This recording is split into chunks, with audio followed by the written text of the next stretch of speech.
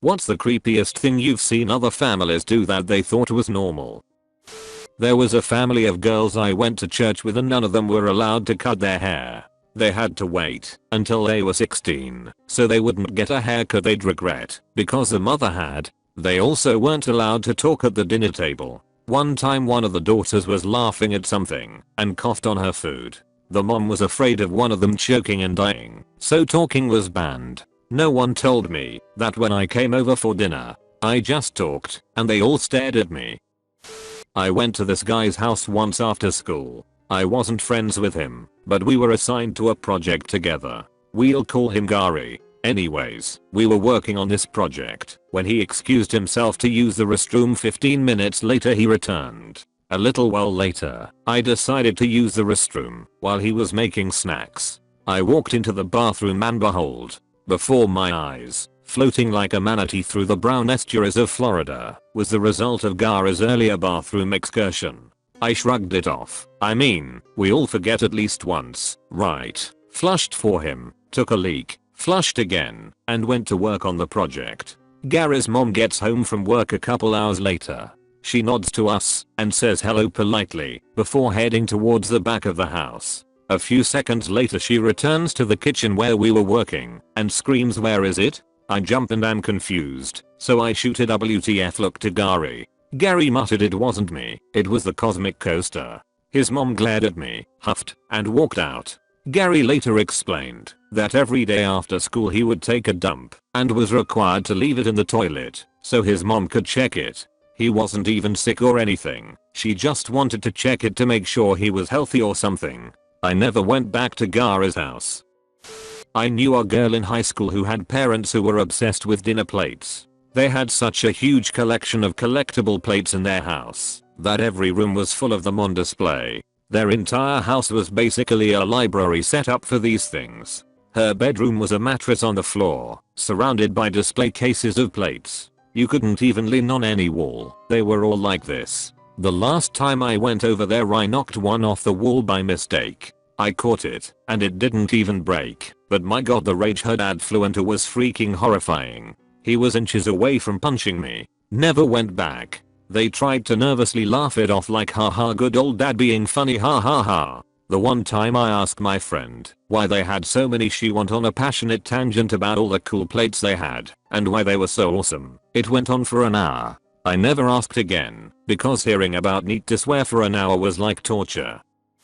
The act itself isn't creepy, but I was very creeped out until I realized what was happening. I was at my SO's house and her mom was cooking and said, "I think it's about that time." Immediately the entire family, mom, dad, and 6 siblings, started simultaneously mumbling something I couldn't understand. After they finished and saw the look on my face, my SO said they just said grace, but everybody is in a rush to eat, which is why I couldn't hear what they were saying. I thought they were going to sacrifice me.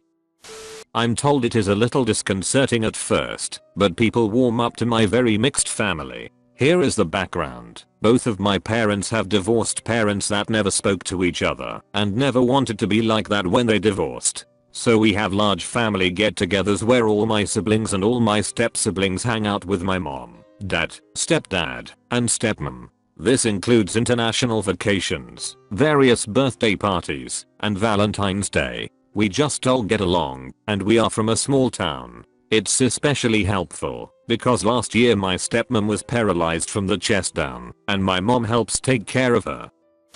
Definitely has to be my neighbors. When I was younger, I hung out and played with these 3 siblings. They were all pretty normal kids, but the mom seemed kind of clingy. During the summer we would play outside a lot. Baseball, hockey, go-karts, swimming, the norm. Every single day at about 12, the mom would call the kids back to the house, one at a time. They would have to go inside for about a half hour, then come out, and the next kid would go in. Never thought too much about it until one day I was actually in their house with them and found out why she called them. She had mandatory cuddle time with each of the kids. They would lay on the couch and she would spoon them in the quiet for about 30 minutes each. Weirdest thing I've ever encountered. Something that I have witnessed for years only began to hit me as the realization slowly unfolded. A family that I visited frequently with all adult children who still live with their parents would coincidentally always have the same exact movie on every single time I visited. They all huddle around, as though they are only watching it for the first time. Once, when I actually stayed over for a longer duration, when the movie finally ended, the TV was finally turned off, only to be turned on again, and the play button was then pressed for the same movie. I finally realized that this movie is watched multiple times a day, every single day, almost like a ritual, and all the members of the family react the same way to the same scene repeatedly, as if they have never seen it before. There was a weird kid in my neighborhood named Neil. He had a club foot. That's not what was weird, it's just sort of memorable. Anyway, we were invited to his birthday party down the street. His parents sent invites that we were to bring a present and $10 to cover the costs of hosting the party. My mom was annoyed and confused, but sent us with the presents and the money. We had to give the money to Neil's parents before they let us in the house. We were each given one water balloon to throw and exactly one slice of cake. Then we gave this kid his present and his parents sent everybody home after maybe half an hour. My family collected dead people cards. When my grandparents would go to funerals, they would get those obituary cards with pictures and stuff and collect them. I think it started out as getting them for memory purposes, but then they'd get them for other people, and it became like a card game. My grandparents and their friends would trade them, and they coveted the ones that had misspellings or limited edition more. Like his one man's name was Hayes, but they misspelled it as Hazel, and the ones before the funeral home reprinted them were kind of showed off as a novelty. I didn't realize it was weird forever, and mom's still in denial that it was weird.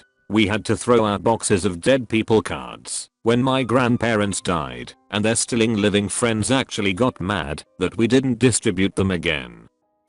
When I was about 14 or 15, I would go over to this girl's house. I'm also female, and we would hang out, blah, blah, blah. One day she came out of her parents' room with something in her mouth. At first I didn't realize what it was, but once she sat back down on the couch, I saw that it was a fucking vibrator in her mouth.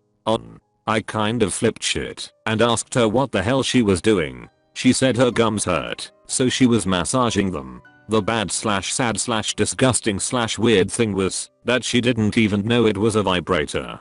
She found it in her parents' room one day and thought it was for your teeth / gums. On top of that, her parents knew she used it for that purpose because they walked in and talked to her while she had it in her mouth. I didn't go back.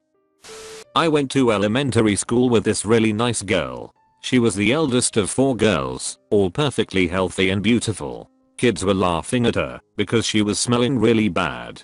I talked to her about it, and she told me that her mother makes her wear the same clothes for a week before washing them. Her mother was really busy praying to have a son. She was in the church at 6 AM every morning and spent a lot of time there, always praying to have a son. Well, the miracle happened, and she had a son. That's all they could talk about. It was like Jesus himself was reborn. It was weird. Maybe 2 to 3 ago I saw her in the bus. The first thing she told me, after not seeing each other for maybe 30 years, was, "Did you know I have a brother?" I was speechless. A white woman, with 2 white sons, 2 adopted young black children, and no husband, used to come into this fast food place I worked at. The mother and sons looked straight out of the 50s. Her adopted children did not look as well kept. She owned a popular Christian pizza buffet in town. They even printed Bible quotes on the napkins. The sons would come up, order the same thing every time. Same for the mom, same thing every single time. She would always point to her adopted children and say, "They don't need anything. Please don't give us anything for them. We once paid for 2 kids' meals for them." She was furious. They would return to the table and would demand we bring them their food. Seriously, it would sit there for 20 minutes if we didn't bring it out to them. They would pray, eat, sit there for ages and leave. The black kids always looked so sad. I never understood why she refused them food. I remember it was when 2004 Euros happened. I went to a friend's house for a sleepover. I was 12 years old then. So we go to his house where his and my mom dropped us there and left. His dad was there though. I never liked this man. Anyway, he welcomed us with the most unwelcoming manner, like he hated to have me for sleepover. We proceeded to his room and played on his PS2. After half an hour, his dad enters the room and says, "Okay, I think it's about time, Michael, my friend."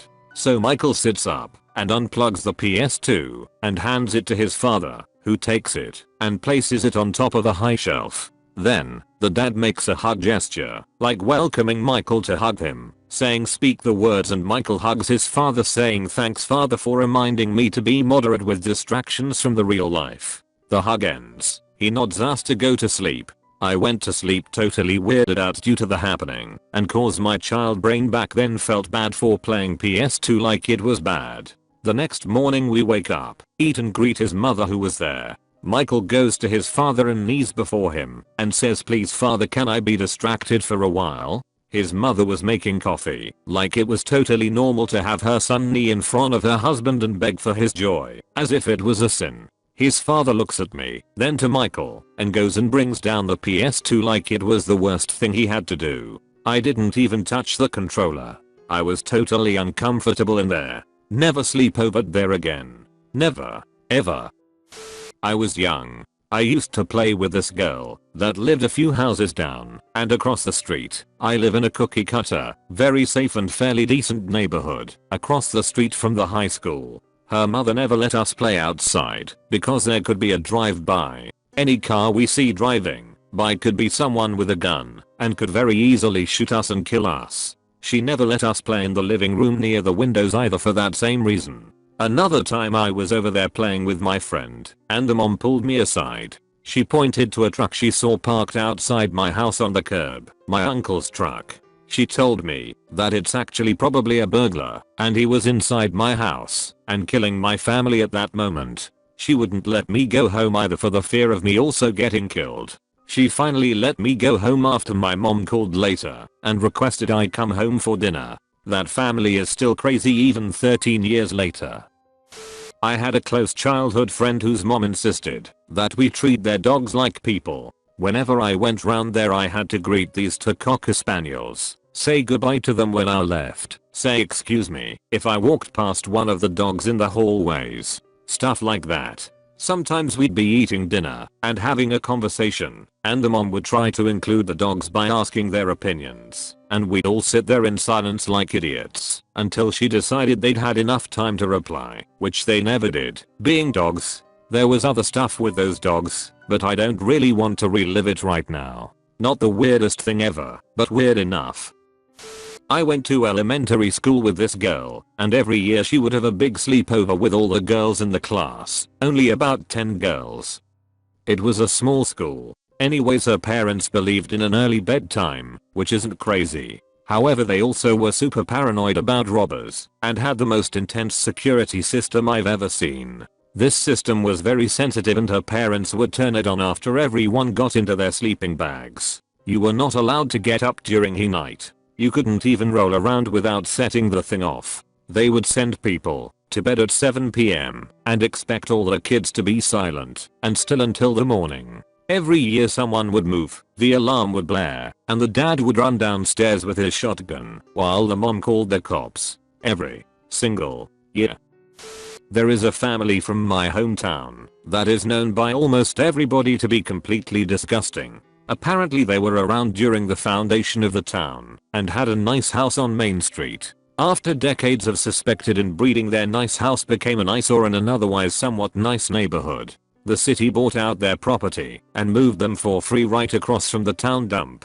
My friend's dad fixes boilers, and one day he was sent out to their house. He shows up and instantly notices a disgusting smell. According to his story, their family was eating at the dinner table, and underneath the table was an obviously dead dog, the source of the smell. He left without fixing their boiler. I have heard a lot of gross stories about this family. They seem hard to believe, but after seeing their house in person and being in the same grade as a kid in the family through high school, I believe everyone.